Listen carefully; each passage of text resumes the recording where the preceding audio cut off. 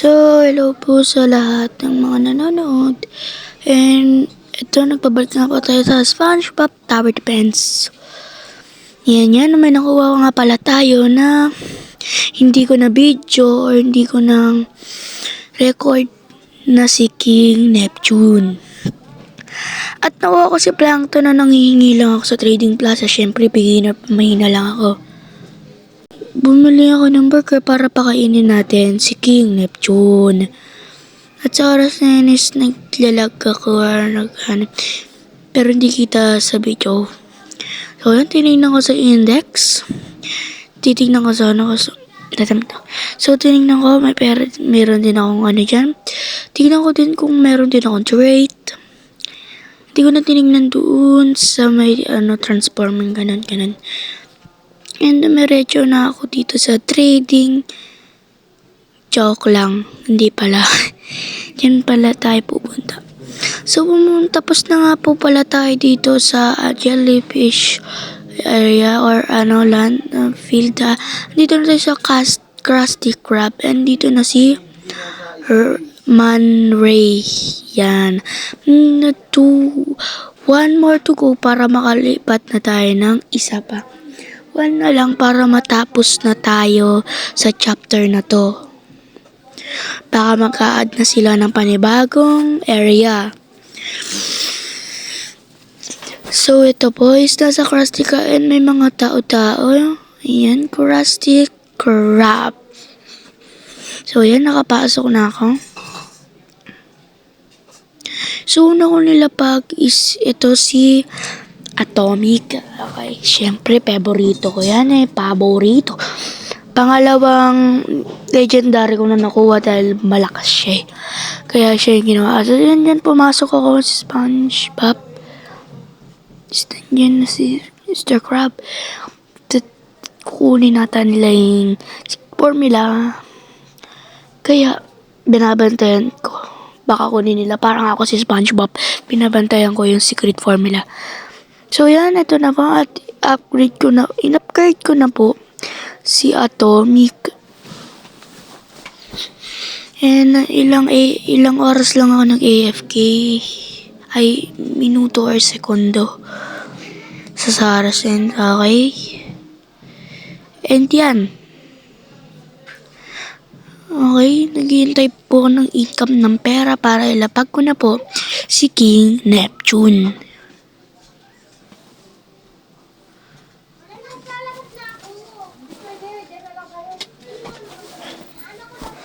Yan, may enough na akong pera kaya nilabas ko na si King Neptune. Ayan, laki ng jellyfish Ayan, ang ganda po ng attack damage or attack ni King Neptune. And kahit ganyan lang yung damage siya per 100. Pero pumapalag naman dahil tuloy-tuloy yung bawas niya kahit ganun lang kababa. And medyo mabilis na din yung cooldown niya, wala pa siyang trait. Paano kaya pag nagka-trait to ng secret formula? Sobrang lakas na nito talaga at max level ba? Hindi ko alam kung may max level pala dito, joke lang yun. So yan, nilapag ko na nga po pala si Plankton, which is yung kumukuha ng secret formula.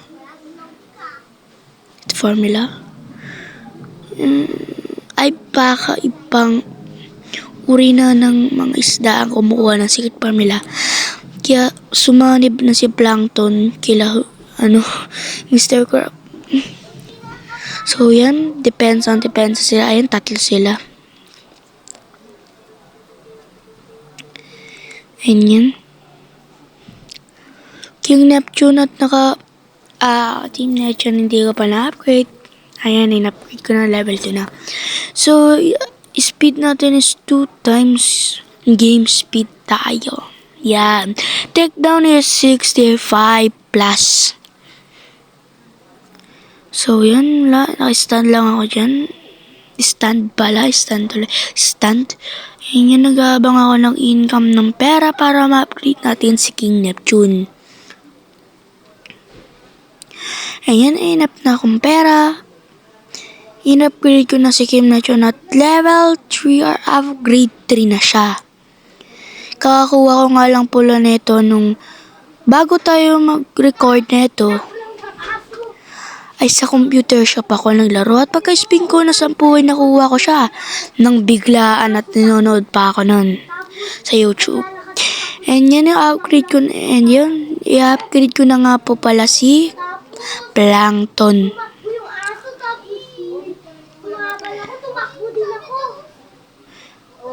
And yan, nabibilis nila tumakbo yung isda na nasa barrel. So, di ko po talaga nilalapag ito si SpongeBob na version na guhit. Dahil ang hina niya, tas mahal pa ng ang upgrade niya. Kaya, design ko na lang siya.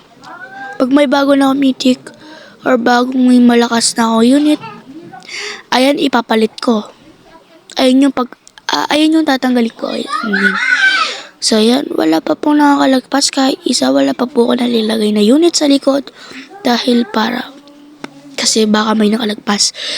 So, yan, level 3, upgrade 3 at in-upgrade ko pa ng level 4, upgrade 4. So, ang damage niya is 1,281. Pag in-upgrade ko pa siya, max level niya is 1661, which is 1,661.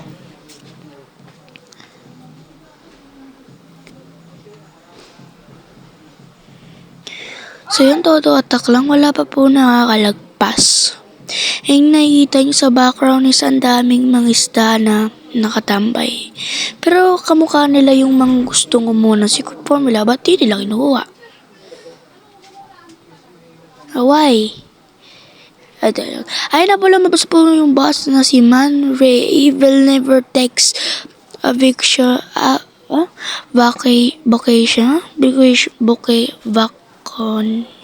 Vacation, di ko alam. Nanalo na po tayo. Yan.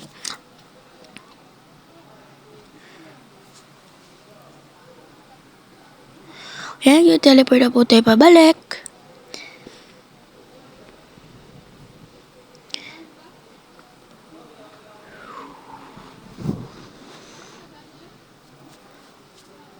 Yan, di siya nag-level up. And pumalag ako may Mr. Crab para bumili ng pagkain para pakainin. Ito si King Neptune. And meron nga pala akong additional na Krabby Patty na bulok. Isang original na Krabby Patty. And yan, yun si Index. And yan, 2 legendary and 1 mythic. Ayan na po yung pinakamaganda kong unit na nasa inventory ko. Yung gusto ko makuha, yun yung mga secret. Siyempre, lahat naman gusto Malibala sa mga hindi naglalaro. So, yan, may 8 ako. Ay, 0 pala yun. Kala ko 8. So, 0, trade. So, ayan, tinignan ko kung meron ba. Wala. Siyempre, wala. So, dito na po ata natatapos ang video natin ng SpongeBob Tower Defense. Goodbye! Ha! Nagulat ka, no?